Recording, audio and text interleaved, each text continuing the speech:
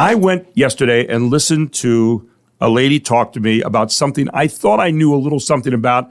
And by the time she got done, I was sitting there with my thumb in my hand, sucking it, and in the fetal position, because I'll tell you what, Dr. Jamie Noerpel is one of the smartest people I think I've ever met. But more importantly, what she's doing right now for York and the people that she has marshaled together to help her, it's not just what she's doing, called the York Safety Collab, is really getting some stuff done. And you have to hear, not only this morning, but on a regular basis, because this is something that is really making us all safer together. That's one of their mottos. And she joins us here this morning on the Gary Sutton Show. Good morning, Jamie. How are you this morning? Hey, good morning, Gary. Thank you for having me. I was in the fetal position sucking my thumb yesterday when I got done with all this. I'm telling you what, I have never seen anybody know more about what is going on in York County and the whole York area. And I want you to tell us a little bit. You were minding your own business, teaching school. You're a history person also, like I am, up in Milton Hershey, and all of a sudden your life kind of changed. Tell us a little bit about how it changed and how you got started with the York Safety Collab, and then we'll go from there. Yeah, so I taught Milton Hershey School, high school history, did that for 10 years, absolutely loved it. And then, after 10 years, you're looking for something a little different. There's not a lot of room for upward mobility there.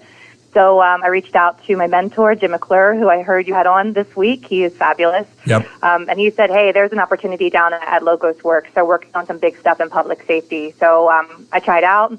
Aaron Anderson is the CEO. Autumn Monroy is the president. And I just love what they're doing. And they're just good people, in general. So yeah, we work with the York County Safety Collab. I direct it. And can I get into a little bit of what we do? I want to find out a little bit about it, but I want you to tell me how it kind of got started, because I know we're going to get into something called Logo Works this morning, which is not the same as Logos Academy. They are two separate things. But, how did it get started? You talked about 17 police departments got together with some of the clergy here, and a whole different movement got underway, right? Yeah. So it started back in 2015 when Freddie Gray was murdered. There was a lot of concern of race riots moving from Baltimore up here in York County.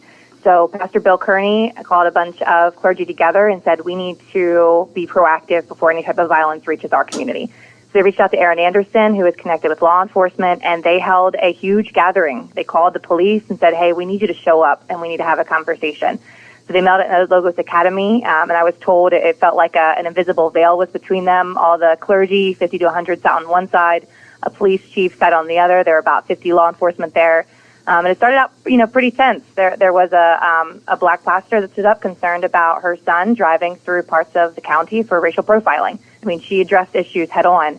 And thankfully, police chiefs, they could have went into an explanation of, why they police the way they do, but they didn't. They stood up and apologized, Gary, which I think was telling that they are willing to talk about issues instead of just saying, no, we're doing everything fine. So they kept on meeting after that. They meet monthly, and it is a space where specifically the Black Ministers Association can bring up concerns, and the police can also bring up concerns. They can say, hey, for the elections that we had a few months ago, they said, will you be there when we need to call? Because we need that bridge between the community and what we're doing. So they've been meeting every month, and they said, what more can we do now? We've built this level of relationship, and that's when they formed the York County Safety Collab. So we're a coalition of the 17 police departments and the district attorney's office and the sheriff's office, but then also more importantly, we also have a lot of community members. Yeah, you've got a lot of stakeholders involved in this, Jamie. So talk a little bit about the York Safety Collab and how this kind of started to blossom out into something more than just this meeting that they have where they said, I think one of the police said, we don't get it right all the time. And all of a sudden, some of this surprise and remorse and honesty and all this other stuff started to kind of break down into, okay, let's get together and do something about it. And therein is the fertile ground where the York Safety Collab kind of got started, right? Right. And, there are a lot of excellent collaboratives happening around the county. You had Commissioner Muldrow on yesterday, and, one of his main takeaways was this is about relationships and working together. I think one of the reasons why the Safety Collab has been successful is that this happened organically. It wasn't just someone saying, hey, we need to work together, let's form a meeting. Instead, it was formed out of, a sincere need, especially with violence prevention. And so, we have a lot of different people that come to the table. So what we do is, most thing I'm proud about is we hold these summits. We have about 100 people that come from leadership positions around the community, and we look at specifically youth crime prevention. What can we do to stop kids from going from that pipeline from school to prison? So this is big systems level change things. It's going to take some time, but the right people are in the room, the right stakeholders are at the table. So we look at every single youth service provider in the county.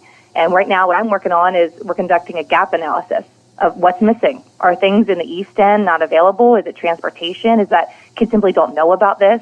And we use a lot of data to drive these decisions. We did a youth engagement survey last year. We asked kids, what are you concerned about? Do you trust police? Do you feel safe? What do you want? And then we use that to drive funding, going after dollars from the state and federal government to come down and support our work. Primarily, really the upstart of this came from local funders like the Powder Mill Foundation, the York County Community Foundation that believed in us, people like Stewart and Tate, but then also the Pennsylvania Commission on Crime and Delinquency, the state entity, gave us a large grant that really allowed us to launch this. Jamie, what impressed me yesterday and what really impressed me about what you're doing, so many times, and I can feel people's eyes glaze over when they say, oh, yeah, okay, another sit down and chat, we'll talk about it, and we'll walk away and forget about it. Or they're going to say, yeah, we're dealing with generalities here again that no one ever wants to get to. No one even wants to get to the bottom of it or dig down several levels. And that is anything but what you're doing. You are digging down there. You are getting the numbers. You're having some real things showing up now in terms of real solutions to problems. You're seeing some of those things starting to happen a little bit. And again, can you point to all of it and say, well, it's a York Safety Collab? No. But you do have this group, Logo Works, that basically is operating as a backbone for bringing people together right now to get some of these solutions solved and to find out some of the answers on what's going on in our community as far as kids. Talk a little bit more about that and what you're doing in terms of specifics, because you really got to a lot of specifics yesterday. Yeah, sure. So one of the things that we found as an issue is funding, right? There are already amazing grassroots organizations that are doing great things. And so we've been able to secure funding to support, especially in the prevention space. So we help fund Temple Guard, a part of their work with the YMCA. We also have sponsorships for at-risk kids.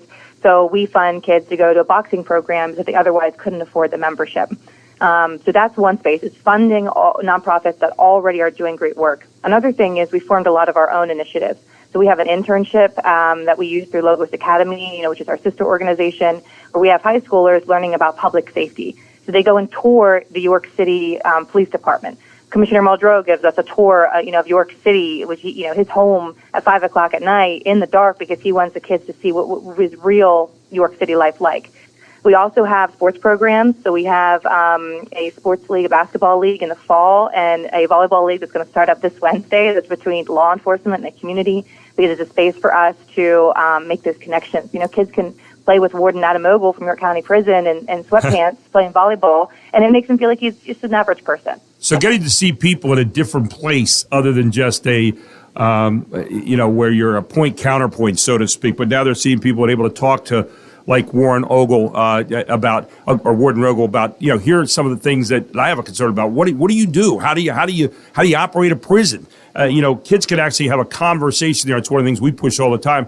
So it's not just about people in the city. It's about people all around the county here in the long run. I think that's something that people really need to know about, right? Oh, yeah. Yep. So there are 17 different police departments in York County, and each one polices differently. Anyone who's been here long enough knows that, right? And so what we try to do is add some level of consistency, some county-wide training so that everyone in the county, no matter what law enforcement entity you interact with, you have an understanding of what their expectations are.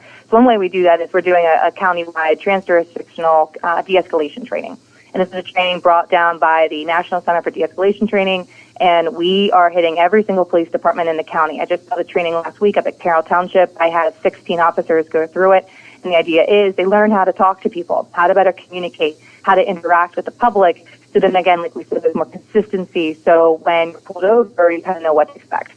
Jamie, I feel like we just scratched the surface today and getting a little bit about the York Safety Collaboration or collaborative rather.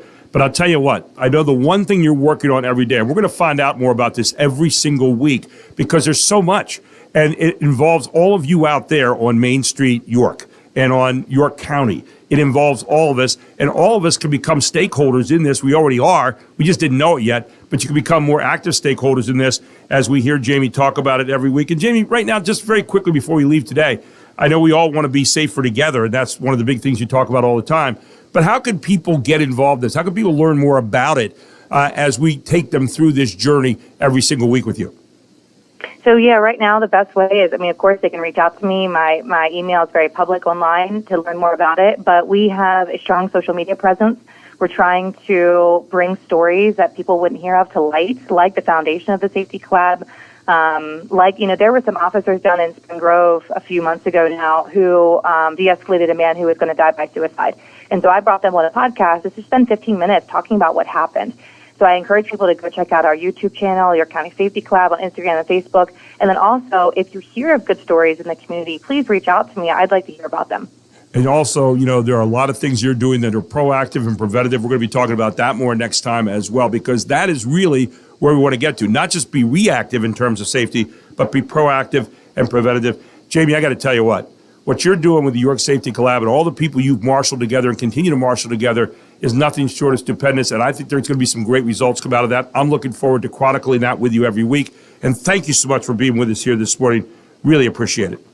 Thank you so much for having me on, Gary. I appreciate the platform. Well, we're going to do a forum like that every week with Dr. Jamie Noerpel, the York Safety Collaborative. We are safer together, ladies and gentlemen. And that's what she's doing, is getting people together to make us a safer place to live for all concerned, both here in the city and also in the county. I'm Gary Sutton, back with more right after this on The Gary Sutton Show on WOYK, where it's 747.